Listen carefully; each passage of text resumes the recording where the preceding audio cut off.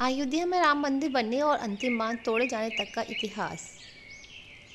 इतिहासकारों के अनुसार कौशल प्रदेश की प्राचीन राजधानी अवध को कालांतर में अयोध्या और बौद्ध काल में साकेत कहा जाने लगा। अयोध्या मूल रूप से मंदिरों का शहर था। हालांकि यहाँ आज भी हिंदू, बौद्ध और जैन धर्म से जुड़े मंदिरों के अवशेष देखे जा सकते हैं।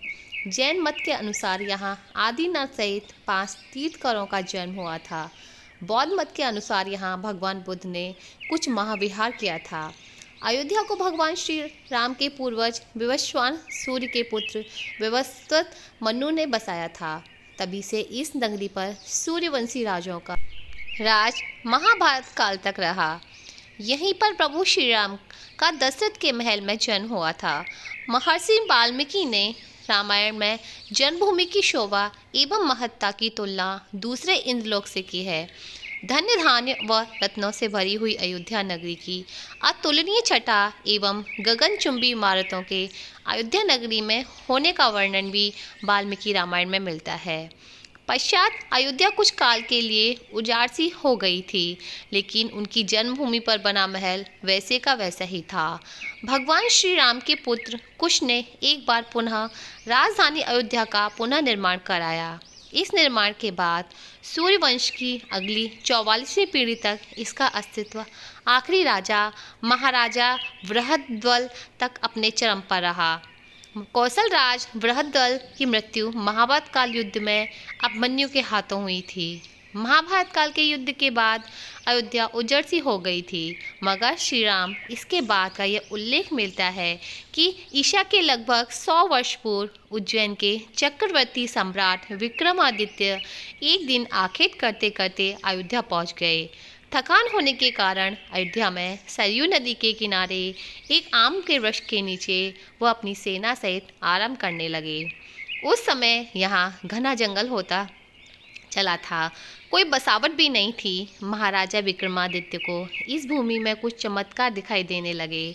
तब उन्होंने खोज कर आरंभ की और आसपास के योगी व अवध भूमि है। इन संतों के निर्देश से सम्राट ने यहाँ एक भव्य मंदिर के साथ ही कूप, सरोवर, महल आदि बनवाए। कहते हैं उन्होंने श्री राम जन्मभूमि पर काले रंग के कसौटी पत्थर वाले 84 स्तंभों पर विशाल मंदिर का निर्माण करवाया था। इस मंदिर की भव्यता देखते ही बनती थी। विक्रमादित्य के बाद के राजाओं ने समय समय पर इस मंदिर की देखरेख की। उन्हीं में से एक शुंग वंश के प्रथम शासक पुष्यमित्र शुंग ने भी मंदिर का जीर्णोद्धार करवाया था। पुष्यमित्र का एक शिलालेख अयोध्या से प्राप्त हुआ था, जिनमें उसे सेनापति कहा गया है तथा उनके द्वारा 2 अश्वमेध यज्ञों के किए जाने का वर्णन है। अनेक अभिलेखों से ज्ञात होता है कि गुप्त वंशीय चंद्रगुप्त द्वितीय के समय और तत्पश्चात काफ़ी समय तक अयोध्या गुप्त साम्राज्य की राजधानी थी। गुप्तकालीन महाकवि कालिदास ने अयोध्या का रघुवंश में कई बार उल्लेख किया है। इतिहासकारों के अनुसार 600 ईसा पूर्व अयोध्या में से एक महत्वपूर्ण व्यापार केंद्र था।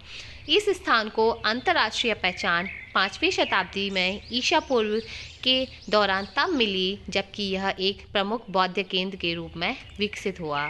तब इसका नाम साकेत था। कहते हैं कि चीनी भिक्षुक फिरयान ने यहाँ देखा कि कई बौद्ध मठों का रिकॉर्ड रख गया है। यहाँ पर 7वीं शताब्दी में चीनी यात्री हेन संगान आया था। उसके अनुसार यहाँ 20 बौद्ध मंदिर थे तथा 3000 भिक्षु रहते थे और यहाँ हिंदुओं का एक प्रमुख और भव्य मंदिर भी था, जहाँ रोज़ हजारों की संख्या में लोग दर्शन करने आते थे। इसके बाद ईसा की 11वीं शताब्दी में कन्नौज नरेश जयचंद आया तो उसने मंदिर पर सम्राट विक्रमादित्य के प्रशस्ति शिलालेख को उखाड़कर अपना नाम लिखवा दिया। पानीपत के युद्ध के बाद जयचंद का भी अंत हो गया। इसके बाद भारतवर्ष पर आक्रांताओं का आक्रमण और बढ़ गया। आक्रमणकारियों ने काशी मथुरा के साथ ही अयोध्या में भी लूटपाट की और पुजारियों की हत्या कर मूर्तियों तोड़ने का क्रम जारी रखा। लेकिन 14वीं शताब्दी तक वह अयोध्या में राम मंदिर तोड़ने में सफल नहीं हो पाए। विभिन्न आक्रमणों के बाद सभी झंझावातों को झेलते हुए श्री राम की जन्मभूमि पर बना भव्य मंदिर 14वीं शताब्दी तक बचा रहा। कहते हैं कि सिकंदर लोदी के शासनकाल के दौरान यहाँ मंदिर मौजूद था। 14वीं शताब्दी में हिंदुस्तान पर मुगलों का अधिकार हो गया और उसके बाद ही राम जन्मभूमि एवं अयोध्या को नष्ट करने के लिए कई अभियान चलाए गए।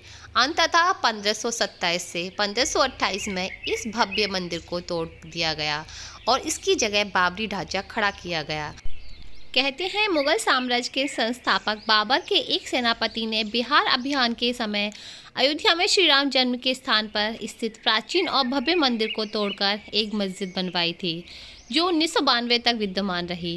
बाबरनामा के अनुसार 1528 में अयोध्या पड़ाव के दौरान बाबर ने मस्जिद निर्माण का आदेश दिया था। अयोध्या में बनाई गई मस्जिद में खुद 2 संदेशों को इसका संकेत भी मिलता है। इसमें एक खास तौर से उल्लेखनीय है, इसका सार है, जन्नत तक जिसके न्याय के चर्चे हैं। ऐसे महान शासक बाबर के आदेश पर दयालु मीर बकी ने फरिश्तों की इस जगह पर मुकम्मल रूप दिया गया।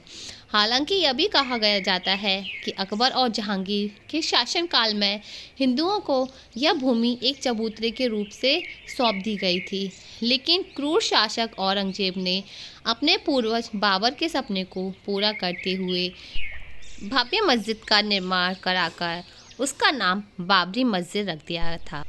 तो दोस्तों, आपको ये अयोध्या से जुड़ी जानकारी कैसी लगी? अगर आपको ये जानकारी अच्छी लगी हो तो अपने दोस्तों के साथ शेयर करें और हमारे चैनल को सब्सक्राइब करें। तो स्टोरी सुनने के लिए धन्यवाद।